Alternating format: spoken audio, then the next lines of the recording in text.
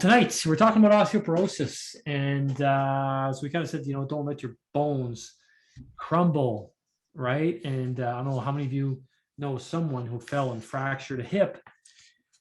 I'll give you a fun fact about that a little later on, but that is the real deal, osteoporosis, nothing to mess around with. So we're going to talk about this and everything surrounding osteoporosis.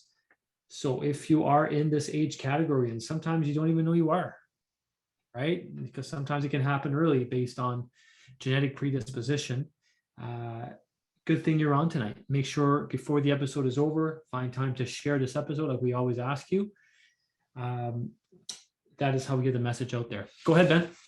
Yeah, so osteoporosis, it's a disease characterized by low bone density and low quality of bone. And so as we, a healthy bone will replace the dead bone at a great rate, right? So as that bone begins to disappear, the body will replace it with strong and healthy bone. In osteoporosis, the unhealthy bone and the porous bone becomes higher than that of the healthy bone. And so the body has an inability to generate proper bone mineral density. So let's throw a few words out there, Ben. Let's throw a few high-end terms there. So building bone is called osteoblastic activity, right? So we have bones that, bone cells that, when we produce bone cells called osteoblasts, and when they get destroyed, it's called osteoclasts. So when the osteoclastic activity, bone destruction is quicker and, quicker than the osteoblastic activity, it means that we're destroying bone quicker than what we're creating it. So I throw that out there. Lead to an increased risk of fractures, right? Yeah. So we can't replace our new bone. So it's known as the silent thief. And it can occur over a number of years. And unfortunately, by the time that the affected bone breaks, the disease is already really far along. And so that's why it's always best to be checking in and checking your bone mineral density, especially as you age. And we'll talk about some populations that are more at risk for that. So there's almost 2 million Canadians that are affected. So that stat is, in itself is really high. 1 in 3 women are bound to suffer from osteoporosis, and 1 in 5 men will break a bone due to osteoporosis. And so the significance of this disease and how common it is in the population is really high. And so, especially as a chiropractor who's dealing with the joints and the bones, we always want to make sure that, we are ensuring that we are better able to take care of a patient, taking care of them the right way, and putting the correct amount of force through those joints. Yeah, absolutely. Do you want to mention the joints that are or the areas that are more affected? Can I mention those, Ben? Sure, go ahead. Yeah. Yeah. So, typically you're going to see osteoporosis be a problem in the hip, which I'm sure a lot of you probably know. Second one would be the spine. We see a lot of what we call compression fractures in the spine. And especially when you get like this third guy here in blue who's bent forward a lot, there's a lot of pressure on the front part of the vertebra. And that's typically where you're going to see the compression fracture. So basically the vertebrae starts, instead of looking like a square, is going to look more like a wedge, where the front part is compressed and not as tall as the back part of the vertebra. So compression fractures. We also see wrist fractures and also basically osteoporosis, which leads to wrist fractures, because when you fall, you're going to try to break your fall, and then definitely you're at risk of having a fracture in your wrist. Not a lot of blood supply in the wrist, so it's sometimes you can get necrosis after the bone has been broken. You break the blood supply, and you get bone death, and you get necrotic tissue there. One of the most popular ones is called the scaphoid, which is one of the bones in the wrist. And what else? Shoulder, absolutely, right? Same thing with the wrists. As you fall, you can definitely fracture your shoulder as well. Mm-hmm. Yeah, and so definitely one of the points that you brought up there was that pelvis. And so here's a stat for you. 28% of women and 37% of men who suffer a hip fracture will actually pass away within the following year. And so it just goes to show how important it is to check your bone mineral density and ensure that you're doing everything that you can to make the quality of that bone the best it can possibly be. So let's talk about that. And I'm not sure why, if many of you know why you can die from a hip fracture. But inside the hip is probably the biggest source of bone marrow. Okay, one of the biggest source of bone marrow in the whole body. So when you fracture um, your femur, the bone marrow and the fat that is inside the hip can now travel and make its way through the arteries and the vessels and make its way through to the point where it's going to get caught in a small artery or vessel, and you could die from what's called a fat embolism, right? Like not a blood clot, but a fat clot, right? Because it's not a blood clot, but it's actually a piece of fat that gets caught up inside a small artery where it can't go any further, and you can die from what's called a fat embolism. So that's why the mortality rate, you really, really have to watch out after you've had a hip fracture to make sure that that piece of fat doesn't take off from that fracture site and get caught into a smaller artery, smaller vessel. Absolutely, and great point, because that's essentially why chiropractic care is just so important in fall prevention, ensuring that the nervous system is communicating properly with the muscles and that the muscles are firing the way that they should. And as you can see, the individual has that crouched and forward posture. Yeah. That doesn't necessarily support the best center of balance either. You're essentially already halfway to the ground at that point.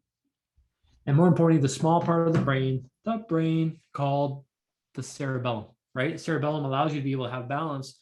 And there's many things we as chiropractors can do for the cerebellum. Wow. So, yeah, I wanted to make us a little bit aware, and just something that is a little more inherent, something that we see in the office quite often, especially with our patients who are new to chiropractic care at an older age and want some x-rays done. And so the image to the left, just to start with that, is an example of a compression fracture. And you can just see that wedged shaped vertebrae, how the front of that vertebrae, the height is reduced there.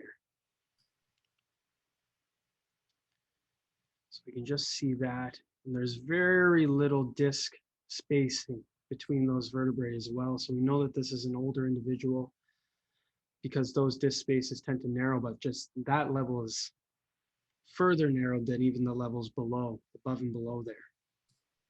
Yeah. So what I'm just pointing out is that the front part of the vertebra here is much less, it has less height than the back part of the vertebra. So what we're seeing here is an anterior part of the vertebra being compressed from a vertebral compression fracture. And there's multiple of them here. Here's one, here's the other one. Maybe this one's normal, the one that's been cut off, but the rest are all compressed. So this guy is not in great shape. You can see some here, absolutely where it's drawn. Actually, they've done their part over here to show this one. Yeah, this is not a great looking spine. Yeah, and so x-rays really aren't the gold standard for determining if someone has osteoporosis. However, it's a great way to see the result of osteoporosis in an individual. Like we say, you can see the compression fractures. Another thing that you can notice is that the cortices, which are the outline of the vertebral bodies, are supposed to be white and thick. And so one of the main things that we'd be looking for in an x-ray to tell if a patient has osteoporosis is if there's thinning of those cortices. If they're not white and thick, you won't be able to see them as well. And that's a sign that the bone is more porous. So one of the terms that radiologists use is the term osteopenia. So I had a discussion with a radiologist from the Cobequid Center here in Sackville, and I had seen an X-ray that was osteopenic, and I recommended a DEXA scan or bone density scan, which we're going to talk about tonight. Now the radiologist said, "Well, hold on. Apparently, and you might not know this, Ben, but I had a conversation with them. He said, you cannot predict osteoporosis unless there's a compression fracture, and that's basically the end result, which obviously there is, osteoporosis. From looking at an X-ray and seeing that it appears gray, I guess research has been done that you can see osteopenia, which is just the bones appearing gray, and there's no correlation with osteopenia looking on an X-ray and the fact that the person has osteoporosis. So I was surprised by that because we always were taught in school, look for osteopenia, but the cortical margins are a better indication. If you're starting to see compression fractures, obviously you missed the whole ball of wax there because obviously it's gone too far and there's already compressions. So you can have what appears to be osteopenia, and then a DEXA scan is going to show up okay, I guess is what they're saying. Mm-hmm. Yeah, definitely. And so these compression fractures here could actually be, and I just want to make people aware, old compression fractures. These might not be Yeah. new. There are some times where an individual will come in and say, I've had back pain forever, and it stayed the same, or, I experienced back pain that it went away. Yeah, you could have had a compression fracture actually at that point, and it couldn't have been something very traumatic. It could have been just a step off of a Yeah. step. Literally, the ground reaction force is getting sent up to that vertebrae, causing a compression fracture. Or Yeah. it could be just bending over. If you do have osteoporosis or you're that osteopenic, it may actually cause a compression fracture, just bending and twisting and lifting something up. Yeah. So I've heard, so far many, many, many causes of compression fractures, and they haven't been very traumatic at all. Yeah. One of the things you can tell, like typically if it's an old compression fracture, you'll see white cortical margins, meaning where the fracture line is, you'll see that the bone has rebuilt itself. So it appears brighter white around the margins. But if you see a fracture line and you see like basically black because there's no bone there at all, and around that fracture line where the bone is, it doesn't look a brighter white, it means that the fracture is probably fresh. So you got to look at what's called the cortical lining, the outline of the bone around the fracture. And if it doesn't look bright white, then it's probably fresher than it is older, right? And so the gold standard for measuring osteoporosis is using a DEXA scan, which is a bone mineral density scan. And so what it will do is give you a score, and it's measured in standard deviations from the normal. So if you have a T-score, and this is the score that it shoots out, less than 2.5 standard deviations below that of normal, that means that it's, which is under 2.5 standard deviations under the normal adult mean, that means that you have osteoporosis. So you are 2.5 standard deviations below what's normal for an individual, and that's considered osteoporosis. And so when you go and get your DEXA scan, it's going to give you that score, and so you're looking to see if that score is either above or below 2.5 standard deviations. Yeah, what they're doing is they're comparing people across a cross section of the population and saying, okay, well, if you're like Ben said, if you're less than 2.5 SD standard deviation, that's going to put you in the osteoporotic category. And so definitely something that can be looked into, and you can use this information because if you're someone who has not had a bone mineral density scan done, you're over the age of 50, postmenopausal, the hormones begin to change. And so you should probably at this time just go in, have that bone mineral density scan done. That way you can determine, okay, should I start exploring options to help rebuild my bone? Yeah. And those are actually the areas where they're going to do the DEXA scan. I think they take the hip, they do the wrists. So they pick certain areas and they see what that bone density is in that area. So some people might have, a hip that's becoming osteoporosis quicker than the wrists, but typically they'll evolve at the same level. But sometimes I've seen it be very, very different readings in different parts of the body. Mm-hmm. Yeah. And so there are definitely certain populations that would be more at risk for this particular condition. We had already mentioned, postmenopausal women, right? Women over, right? Because what happens is we have a change in hormones. And so we need our sex hormones, estrogen and testosterone, in order to keep our bone mineral density very high. So there's this direct correlation between high levels of estrogen and high levels of bone mineral density. As the estrogen begins to drop, so does the bone mineral density. Now, the same thing can be said for men who, as they age, begin to lose the hormone testosterone. When we lose Yeah. testosterone, we begin to lose our bone mineral density. Yeah. I just want to mention one thing, there's a lot of emphasis on calcium being, the mineral of the bone. But one thing that you need to realize is that the bone has 13 or 14 minerals that play a huge role going in and out of um, the vessels and creating the structure that we have and whatever density that you're going to have. So it's not just calcium, guys. We have to be weary of taking just calcium as a supplement because there are side effects possible about taking just calcium. So we have to take into consideration all the other minerals, which there are 13, if you're going to have strong bones. All right. So we'll talk a little about that in a few minutes. So chiropractic and osteoporosis, actually looking at the individual that's furthest to the right there, obviously they have the cane, so they'd be likely, this photo is thinking, okay, well, this is an older individual, and so they have osteoporosis. But the idea is that the spine wouldn't be in that position necessarily if it had been getting worked on for a longer period of time. You wouldn't be placing as much pressure on that front part of the vertebrae that's compressed and eventually fractures if you had been having the joints and the nervous system and the spine correctly managed before it had gotten to that point. And the sad thing is that we see adolescents, right? Females, which later on become the ones that are more at risk of osteoporosis, because we've already talked about that, 1 in 3 women versus 1 in 5 men.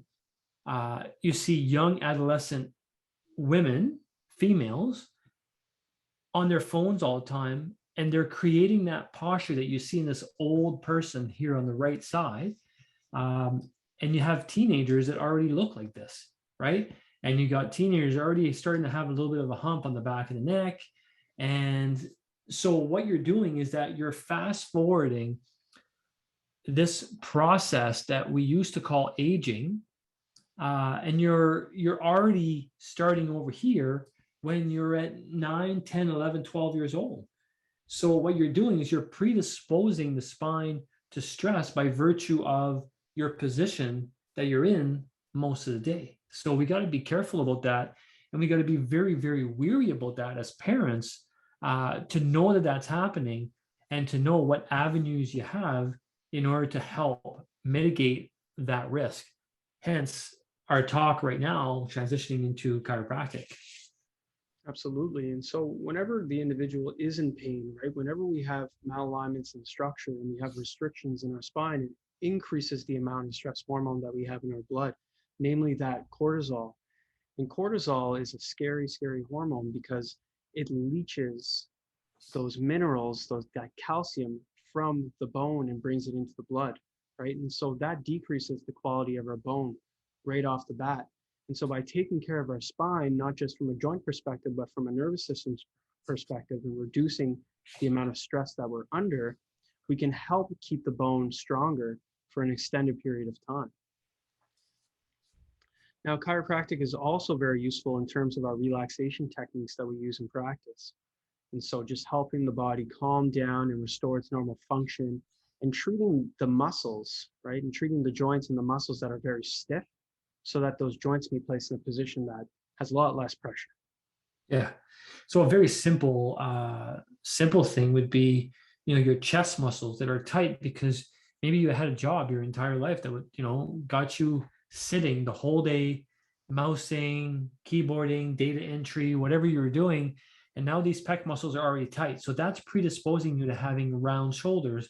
So one of the things that a chiropractor could do is, start the process of lengthening the front muscles, strengthening the back muscles. But in the meantime, mobilizing and adjusting the vertebrae so that the muscles aren't being stretched on a spine that's rigid, because both of them have to move like an accordion and move in sync. So there has to be synergy between how much you're stressing a muscle by stretching it and working it, and how the spine, which is where the muscle attaches to, is also moving. That's why muscular approaches fail when they're done, with disregarding how the joint moves. You can't just move the muscle, because where's the muscle attaching? The biggest anchor point is going to be the spine, right? Absolutely. And so another thing that chiropractic can help with is also fall prevention. And so looking at the individual furthest to the right, we can see that the head has gone forward, right? For every inch that the head has gone forward, we're adding more and more weight onto the head and neck, Yeah. right? And so this moves our center of gravity further in front of us, increasing our chance of a fall.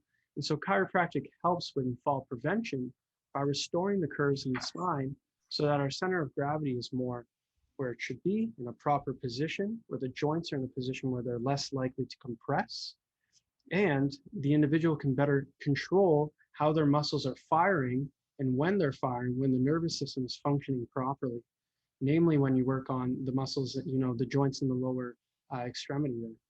Yeah. One thing I want to mention too is that within this posture, if you have somebody who's had lower back problems, the sciatic nerve is not working properly, your ability to raise your foot so that you can clear the floor so that you don't stumble is very important. So a lot of people start to develop foot drop, where they have the inability to raise the foot high enough so that they don't trip on their own feet when they're walking. So there's many things that can fall apart, no pun intended, if you're not maintaining your structure throughout, your life, and not just waiting at this point and hoping that there's going to be a solution to help you with what's going on, right? So just wanted to mention that for those of you just joining us, it's Dr. Clayton Roach and Dr. Ben Boudreau on Hyundai Conversation. Actually, our 39th episode. Yeah. Cool. We're getting close to our 40th anniversary. So if you like this episode, please go ahead and share this episode. Give us a thumbs up. We're talking about osteoporosis and the impact that it can have on us and how to potentially prevent osteoporosis from, potentially killing you, right? We talked about it being, one of the causes of death, right? Yeah, and a major cause of death. And so this was one of those things that we did in chiropractic college and when we were doing our epidemiology class. And so a group and I sort of got together and we were just thinking, okay, well, what's a way that we can be involved in our community and what kind of programs can we plan to help people with a certain condition? And so we saw just how high the incidence of death was from falls, right, and breaks and due to osteoporosis. And so we wanted to be able to incorporate a fall prevention program for individuals to actually do in a setting where they feel comfortable, where they can come every week and they can feel safe doing their exercises. And so we did a group exercise program once a week, and we held it for roughly 15 to 20 people, and we held it in a local church. And this was to work not just with people who have osteoporosis, but for people to build their mobility, build their balance and proprioception as they age and keep it and maintain it, right? And we did have people who had osteoporosis and had fallen before, and they just didn't want that to happen again because they knew that the repercussions could be severe. And so fall prevention programs and balance exercises, proprioception, super important. And if you're not doing it now, you should definitely start, especially if you are in that category where you're at a higher risk. So something again where chiropractic can be helpful in assisting you in making you maybe feel a little more comfortable in that atmosphere and doing those exercise programs. Great point. Great point. All right. What else?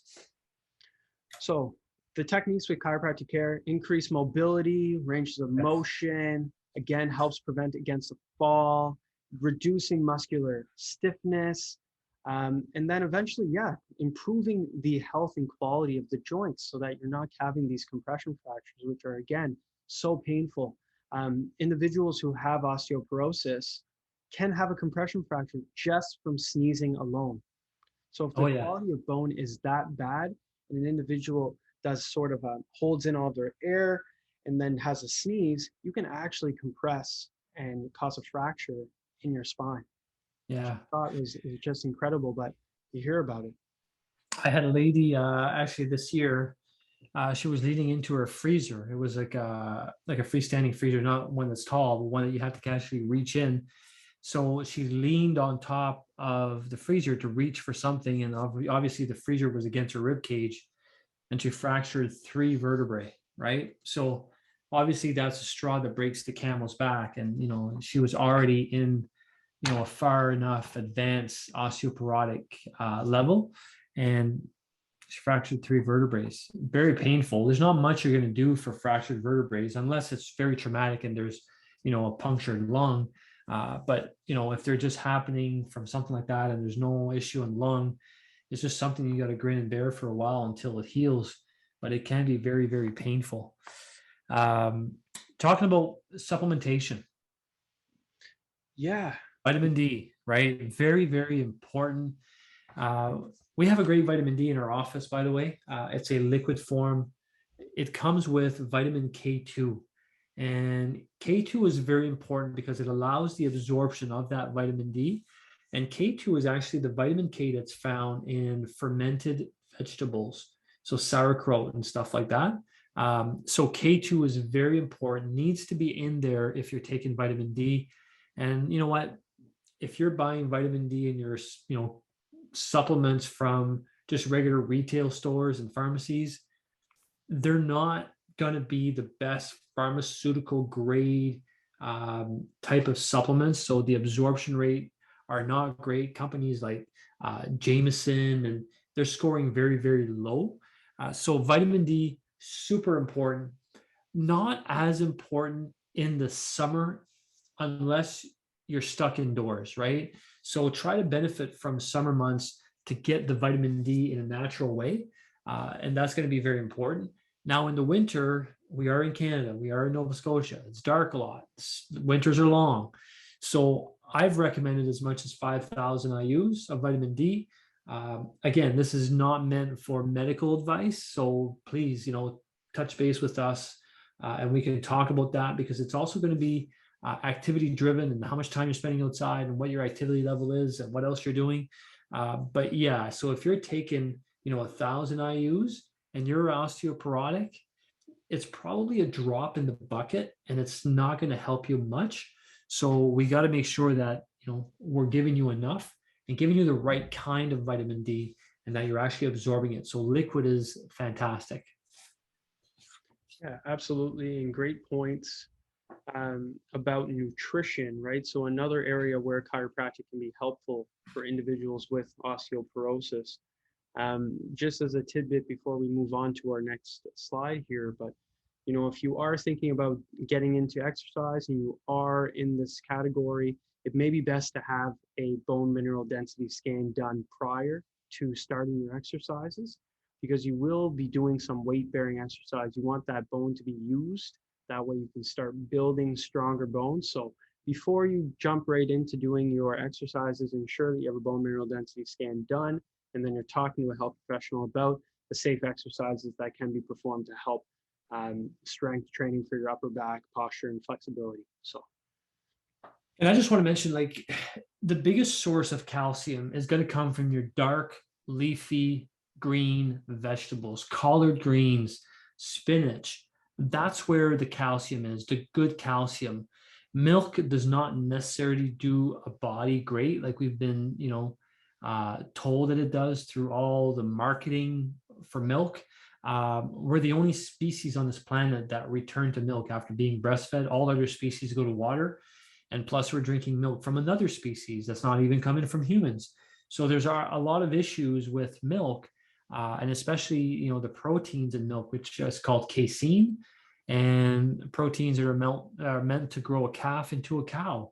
So they're different proteins that we have in the human body, which is why the number one allergen on this planet is actually milk, and not just being lactose intolerant, but actually being allergic to the actual protein of casein. So make sure that you're getting your calcium, if that's the only one that you're looking at, from your diet as much as possible.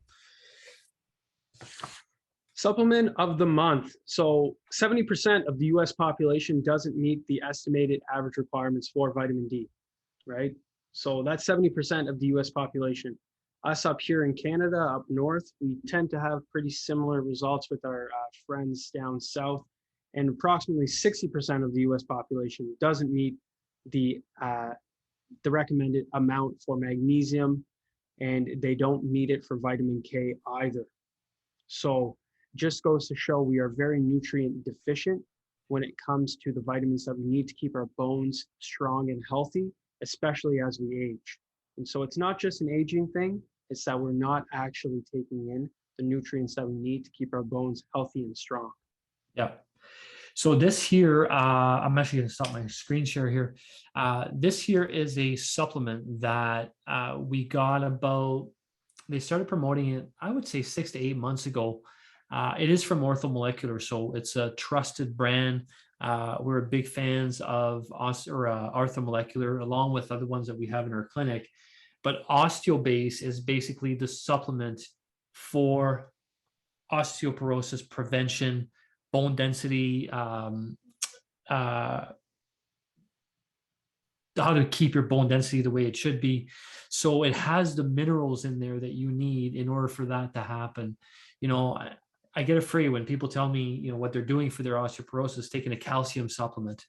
There are links to that with heart attacks. So please, you know, make sure that you get the right advice. You just don't want to just take calcium. And if you're taking a CalMag or calcium magnesium, you are not getting enough magnesium in that CalMag to help you with osteoporosis. So you've got to look at a multifaceted approach with supplementation, fall prevention, weight-bearing activity, right? If you're just walking, it may not be enough. You got to start, you know, doing resistance band. It's got to be weight resistance training. You know, one of the things that we have a problem with is going in outer space for a long period of time where we're not exposed to the gravitational pressure or a force of the earth. Astronauts come back and they step off the shuttle and they fracture their hip. They can't go there very long because their bone density goes away the further they are and the longer they are away from the gravitational force of the earth. So resistance, you know, Wolff's Law says that in order to build bone, you have to stress bone. So we need to make sure that if you're going to prevent osteoporosis, that you're looking at a multifaceted approach. Use chiropractic, supplementation, dark leafy greens, change your diet, start exercising, get your butt off the couch, because that's going to be the worst thing, because you're sitting in a bad posture and all of a sudden you got a compression fracture you got to deal with, and you know, rehab that for 3, 5, 6 months, because at that point the fracture doesn't heal very quickly because you're stooped forward and there's always pressure on those bones and they can't heal. So it becomes a bad mess, a bad, you know, cycle that you're in. It's not fun. So I've seen those patients and it is not what you want. So be proactive, like we always tell you, and do the things that we're telling you. Share this episode so that other people that are struggling may be able to find this information useful. Ooh, couldn't have said it better myself. I was just going to supplement, make sure you exercise, because you won't absorb any of it if you don't do anything. Ran out of saliva there. Right? Oh, man. Yeah. Awesome. Yeah. No, definitely. Like I was, you know, just queuing in, right? Because if we're going to talk about taking all of these supplements, right, and you're not doing anything on the side to help, you know, absorb any of these supplements, then you're not doing anything to help you. That's just going to go right through your bloodstream, right out of your body. So make sure that you're giving your body the reason to absorb it. And the reason would be weight-bearing exercise, moving the body, right? Resistance exercises. Because you can't take enough vitamin D to make up for you not moving, right? Everything needs to work together, you know, in a good synergy. So, you know, OsteoBase, ask us questions about it in clinic, but OsteoBase is a phenomenal product. There is a step up from OsteoBase if you're a little bit more osteoporotic. So, you know, if you're genetically predisposed and stuff like that, you know, get yourself a DEXA scan, right? If you're premenopausal, if you're in menopause, if you're a woman, if you know that your mother and grandmother had osteoporosis, you know, have that conversation with your medical doctor. I know you don't have a medical doctor and there's all kinds of things that are in your way. But again, you know, the only person that's going to advocate for your health to the nth degree is going to be yourself, right? And you just have to, you have to push and push and push. And that's the unfortunate thing, but it is a reality. And if you don't push, you get put aside and things happen. And then you should have all over yourself, right? I should have done this and I should have done that. So take your health in your own hands. Make sure you take advantage of what we're saying tonight and you take an action plan and go ahead and do it. Yeah, exactly. Don't forget to ask questions. Had a new patient in today who had asked me, what's the best way to go about measuring my bone mineral density? What's the scan that I need to ask? And essentially just drop the knowledge about the DEXA scan, right? And so just even that little piece of knowledge alone gave her the power to go to her medical doctor and ask, can I have this done, right? And especially if you're well into your 60s, early 70s, and you haven't had a bone mineral density scan done, it's about time that you have that done, you have that conversation, because it is beneficial. Absolutely. So guys, I hope you like this episode. We're out of notes and we love doing this. This is our 39th episode, like we talked about. If you just joined towards the end there, again, I'm Dr. Clayton Roach, and this is Dr. Ben Boudreau, two chiropractors from Halifax, Nova Scotia. If you're watching this on YouTube, little button on the right that says subscribe, please do that. You'll get notified when there's a new episode. Far easier to look at those episodes on YouTube because you can just find them a lot easier. Facebook, you got to scroll and scroll and scroll, and then you get to see our faces, 50 times as you're scrolling. On YouTube, you can just go right to the episode you wanted to watch. So we love doing this. We've been live. Again, this is our 39th week. Every month we try to have a guest episode, just like we did last week, which I'm sure you guys appreciated. If you haven't watched Dr. Raid, I know there's one of the live participants tonight that said that Dr. Raid was her naturopath. And so that was pretty cool. Go ahead and watch it. Brilliant information, and share it. Make sure you share this one as well. All right. So take care, guys. Have a great week. We will talk to you next Wednesday on Hump Day, conversation number 40. Take care. What's up, guys? Listen, if you like this episode, you'll probably like the other ones. Chances are pretty good, so here's what you need to do. You need to like us and follow us on Facebook. Following means you get notified when these two guys are live. Next, family, friends. You need to share these episodes because you never know. You might help them because they need this information as well. And guys, if you ever miss an episode, make sure you subscribe to us on YouTube. That way you can watch the episode over and over and over again. Guys, we love you and appreciate you. Take care.